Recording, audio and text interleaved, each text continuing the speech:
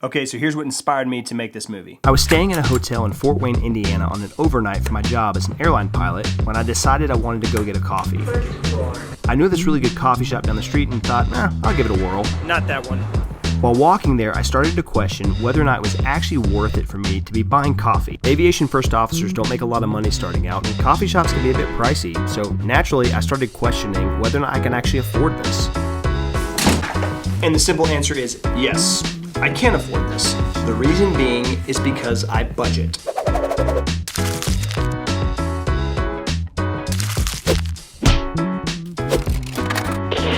Pass, go and collect 200.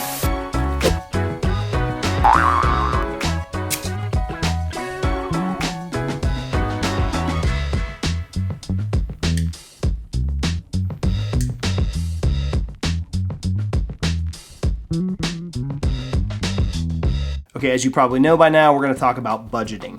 Anyone who has ever dealt with money knows the concept of budgeting. It's basically money in, which is what you make, versus money out, which is what you spend. Now, how you track that money making and spending is where people struggle. For years, I avoided budgeting, mainly because I thought it was very difficult to do.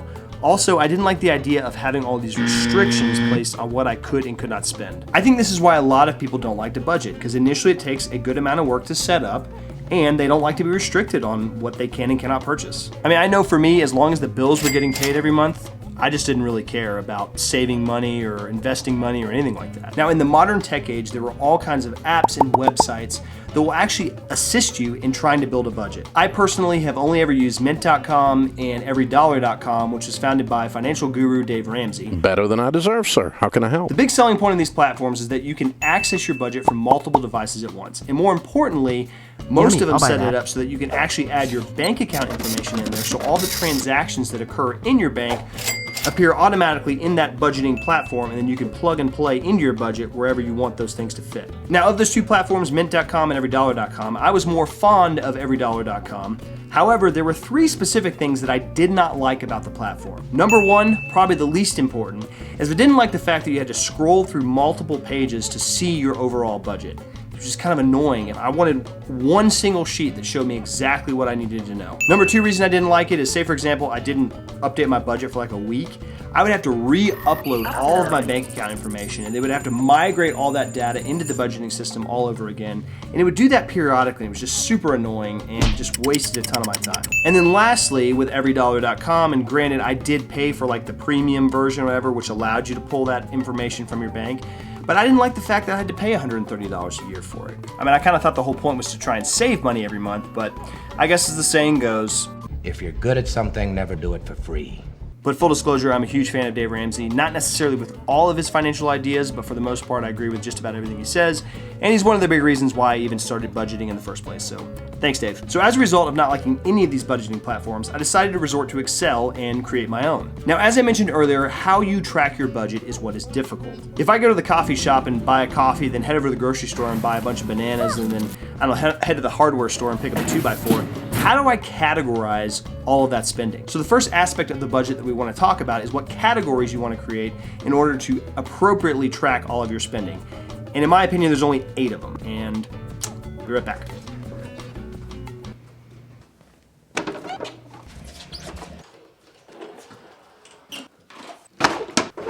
All right, so let's quickly look at those 8 categories that we think we need for our budget. Categories are giving, savings, housing, transportation, food, lifestyle, insurance, debt.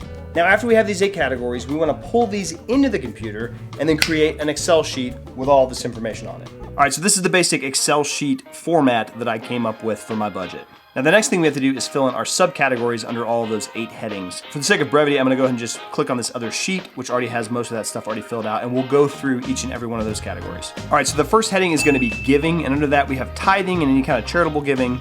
Next, we're gonna move to savings. That's gonna be like your retirement. That's gonna be savings accounts, investments, anything like that. Then we move on to housing. Under here, you're gonna have your mortgage and your rent. You're gonna have utilities, electricity, all that stuff. Under transportation, that's just gonna be your gas and any kind of car maintenance. Food, just groceries and anytime you eat out. Under the lifestyle and entertainment category, I like to think that's all the fun stuff in life that isn't like necessary. So that's gonna be stuff like sports and entertainment. If you like to go to sporting events, or you like to rent movies, say on like Apple TV or something like that. Insurance is gonna be life insurance, health insurance, auto insurance. And then the last category is gonna be your debt. That's gonna be credit card debt, student loans, and any kind of car payments, just to name a few of the ones that will fit in the debt category. So now that all of that is filled in, let's go ahead and start in the top left of the budget, and that's where we're gonna actually put in our income. For the sake of this example, let's assume that you and your significant other make about $5,000 a piece per month. You'll just throw those into the person one, person two, you can obviously put your names there, and then that's gonna auto-calculate the total amount for the month. This is what's so great about Excel, is people think it's really complicated, but if you know addition, subtraction, multiplication, and division, you will be fine. You're just gonna use the formula equals sum, open parentheses, for almost all of this. Okay, once you have your income in there, the next area we're gonna look at is the left to budget cell. This is where you're gonna spend the majority of your time as you're planning your budget. If you click on that cell, you will see that the formula is equal sum, open parentheses, your total income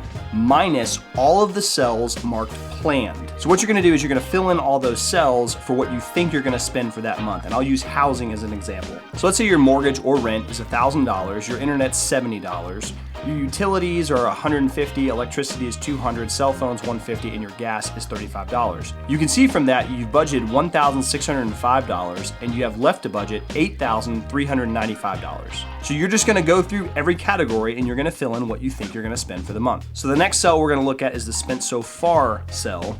And the formula for that is just equal sum, open parentheses, and then you're gonna sum up or add up all of the actual columns that you have on your spreadsheet. And what the actual columns represent is what you are actually spending versus what you planned. So how do you track that? Well, you can either write it down, you can save receipts, or you can do what I do, and every so often, every couple of days, you go online to your bank account, you open up your statement, and you just put all that information into your spreadsheet on what you're spending. Now, once your budget is set up, this process only takes me like 3 to 5 minutes in a morning. And that's like if I haven't done it for like a week. Okay, so the last column that I have in my budget is that status column. And I'm not super smart, and I had to actually Google this formula. I knew it existed, but I had to Google how to do it. But let me demonstrate real quick how that works. And it's equal if, open parentheses, and what it means is if the actual is greater than the planned, then you'll be over budget, or if the actual is less than the plan, then you are within budget.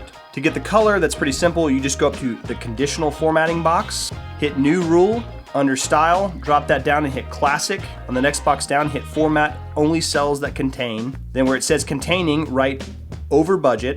You want to format it with light red, fill with dark red text, and then hit OK. And that will then give you that red highlight when it says over budget. You're gonna do the exact same thing if you want it to be green when it says within budget. Now the whole purpose of these status boxes for me is it's just at a glance on my one sheet of paper, I can see where I'm maybe overspending, and maybe for the next month's budget, maybe I need to add a little bit more money to that category, maybe I need to take away from another category to add to that category. It just helps you a little bit to refine your budget each month. Lastly, in the bottom right corner of my budget, I have this budget overview box, which just allows me at one glance on my one sheet of paper to be able to determine what percentage of my overall income is going to each category. Now I'll just use my debt category as the example for my formula. All it is equal open parentheses, and then you add up all of the debt categories, or debt cells I should say, and then that's just divided by my overall budget. Then I move up to this box here and I hit percent.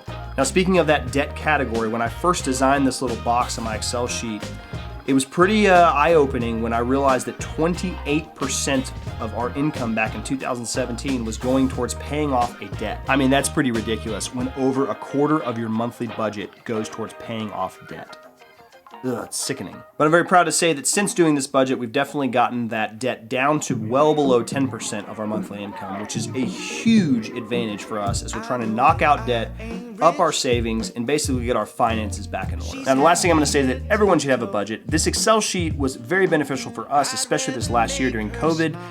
We were having a baby, my employment was kind of on the fritz, and so we were able to create multiple scenarios, multiple different sheets to see how it was gonna look with our decreased money flow coming in. So I would definitely recommend it. I love it, but that's just me. So anyways, until next time, this is the Homeschool Dad, and you just got schooled on how to make a budget.